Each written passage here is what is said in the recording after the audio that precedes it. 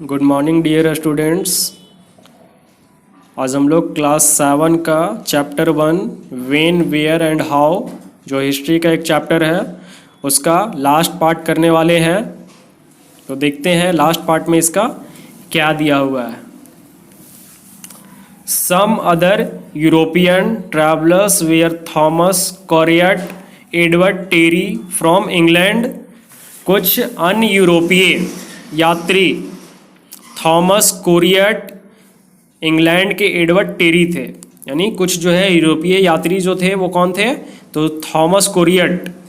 नाम हम लोग को याद रखना है इसका कि यूरोप से आए हुए जो यात्री वगैरह थे तो वो कौन थे। तो सबसे पहले जो थे वो थॉमस कोरियट और दूसरा थे इंग्लैंड के एडवर्ड टेरी।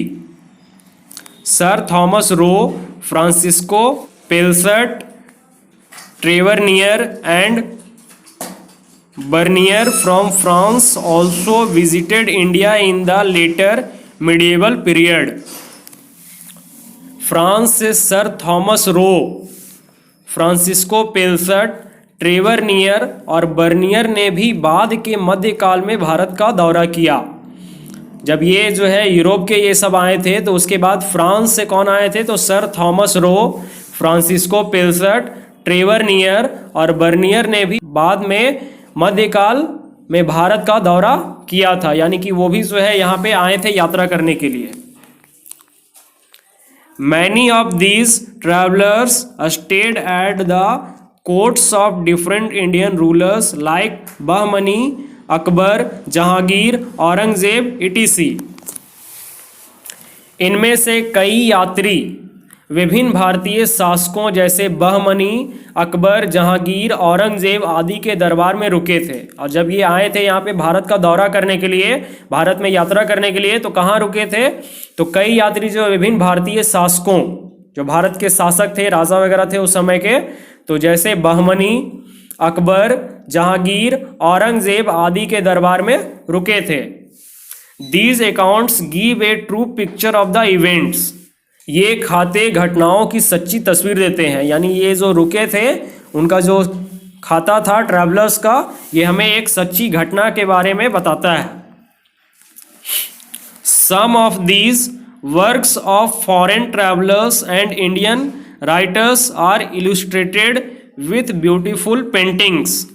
विदेशी यात्रियों और भारतीय लेखकों के इन कार्यों में से कुछ को सुंदर चित्रों के साथ चित्रित किया गया है।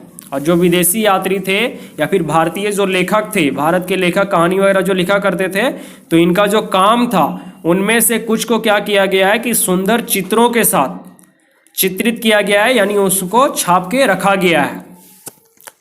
These paintings are very useful as they throw light on the development of art and social background of the time। ये पेंटिंग बहुत उपयोगी है क्योंकि वे उस समय की कला और सामाजिक पृष्ठभूमि के विकास पर प्रकाश डालते हैं। और ये पेंटिंग्स क्यों जरूरी है, तो उस समय जो कला था, यानी मध्यकाल में जो कला था, आर्ट वगैरह था या फिर सामाजिक पृष्ठभूमि थी, उसके विकास पे जो है वो प्रकाश डालता है। यानी उसके विकास के बारे में बताता है कि किस तरह से मध्यकाल के दौरान हमारे कला का विकास हुआ, हमारे सामाजिक संस्कृति वगैरह का विकास हुआ। However, Mughal rulers were very fond of music and dance, but some of them patronized these arts। हालांकि मुगल शासक संगीत और नृत्य के बहुत शौकीन थे, लेकिन उनमें से कुछ ने इन कलाओं का संरक्षण किया। यानी हालांकि जो है बहुत से ऐसे मुगल शासक थे जैसे कि बाबर है, औरंगजेब है, जहांगीर है, शाहजहां है, तो ये सारे मुगल शासक में आते हैं। तो ये शासक जो थे, राजा जो थे, वो संगीत और नृत्य के बहुत शौकीन थे, लेकिन उनमें से कुछ ने इन कलाओं का संरक्षण किया। लेकिन उनमें से कुछ शासक ऐसे थे जिन्होंने इन सारे कलाओं का, संगीत और नृत्य का जो कला है उसका संरक्षण यानी उसका बचाव किया। Babur himself wrote songs and set them to tune. Babur ने खुद गाने लिखे और उन्हें सुर में पिरोया। और बाबर जो है वो मुगल शासक का ही है, तो उसने क्या किया कि कुछ गाने खुद ही लिखे और खुद ही उनको जो है सुर में पिरोया। यानी लिरिक्स भी उसी का था और सिंगिंग करने वाला भी वही था। Humayun was also very fond of music. Humayun को संगीत का भी बहुत शौक था। हुमायूं यानी बाबर का जो पुत्र था, तो वो उसको भी संगीत का बहुत ज़्यादा शौक था, म्यूजिक सुनना उसको भी बहुत ज़्यादा अच्छा लगता था।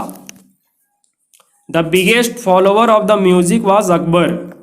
संगीत का सबसे फॉलोवर यानी कि अनुयायी अकबर था। यानी सबसे ज़्यादा अगर संगीत पूछा जाए कि मुगल शासक में किसको पसंद था, तो अकबर को पसंद था, जिसके बारे में हम लोग देखते भी हैं अकबर बीरबल। तो उसमें दिखाया जाता है कि अकबर जो है हमेशा अपने दरबार में संगीत वगैरह का आनंद लेते रहता है। Tansen was in his court. Tansen अपने दरबार में थे। तानसेन जो अकबर बीरबल के साथ नजर आते हैं। It is said that he had a sanctity in his music and could make the clouds burst into rain. ऐसा कहा जाता है कि उनके संगीत में एक पवित्रता थी और वह बारिश में बादलों को फोड़ सकता था। यानी तानसेन जो उनके दरबार में थे, तो वो भी जो है एक नृत्य या फिर संगीत का शौक वो भी रखते थे। तो बोला जाता है कि उनके संगीत में ऐसा पवित्रता था जिससे क्या होता था कि बारिश में बादलों को फोड़ सकता था। यानी बारिश में जो है बादल जो है वो गरज सकते थे और उनसे फिर पानी बरस सकता था, ऐसा उनका संगीत था। Indian style of music flourished during this period. इस अवधि के दौरान संगीत की भारतीय शैली विकसित हुई। और मध्यकाल के दौरान क्या हुआ कि संगीत का जो भारतीय शैली था उसका विकास हुआ। Arabs also brought with them a number of new musical instruments such as the rabab and sarangi and new musical modes and regulations too. Arab भी अपने साथ कई नए वाद्ययंत्र लाए थे, जैसे कि रबाब और सारंगी। ये दो वाद्ययंत्र का नाम है म्यूजिकल इंस्ट्रूमेंट का। रबाब सारंगी, जिस तरह से गिटार होता है, वीणा होता है, उसी तरह से रबाब और सारंगी भी जो है वो एक वाद्ययंत्र का ही नाम है। तो अरब के द्वारा ये लाया गया था। और नए संगीत मोड और नियम भी, और साथ ही साथ जो है नया संगीत, जैसे कुछ संगीत पुराना हो जाता है ना, तो ये कुछ नया संगीत आ रहा था और संगीत का नियम भी कुछ अलग अलग था। जैसे गिटार बजाते हैं तो गिटार बजाने का अलग नियम है, उसका धुन अलग निकलता है। बांसुरी बजाते हैं तो बांसुरी का धुन अलग है, उसको बजाने का स्टाइल अलग है। तो ये जब रबाब और सारंगी जब आया तो इसको बजाने का भी जो है स्टाइल अलग था, नियम भी अलग था।